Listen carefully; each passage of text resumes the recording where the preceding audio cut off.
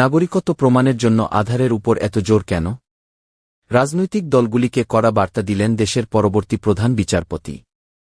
Voter তালিকায় নাম অন্তর্ভুক্তির জন্য শুধুমাত্র আধার কার্ডকে নাগরিকত্বের প্রমাণ হিসেবে গণ্য করার আবেদন খারিজ করে দিল সুপ্রিম কোর্ট।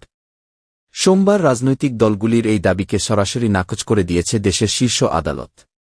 আদালত স্পষ্ট জানিয়ে দিয়েছে, আধার আইন অনুযায়ী এই পরিচয়পত্র নাগরিকত্বের প্রমাণ হতে পারে না। দেশের ভাবী প্রধান বিচারপতি সূর্যকান্ত এবং বিচারপতি জয়মাল্য বাগচির একটি ডিভিশন বেঞ্চ এই রায় দিয়েছে।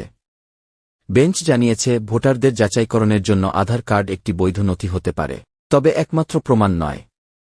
এর আগে একই বেঞ্চ জানিয়েছিল যে ভোটার তালিকায় নাম লেখানোর জন্য নির্বাচন কমিশন দ্বারা নির্দিষ্ট অন্যান্য নথির পাশাপাশি আধারও একটি পরিচয়পত্র হিসাবে বিবেচিত হবে। আধারকে নাগরিকত্বের প্রমাণ হিসেবে ব্যবহারের দাবি কেন? সম্প্রতি বিহারে বিশেষ পুনর্নিরীক্ষণ স্পেশাল ইন্টেন্সিভ রিভিশন সির এরপর তৈরি হওয়া ভোটার তালিকা থেকে প্রায় ৬.৫ লক্ষ নাম বাদ পড়েছে।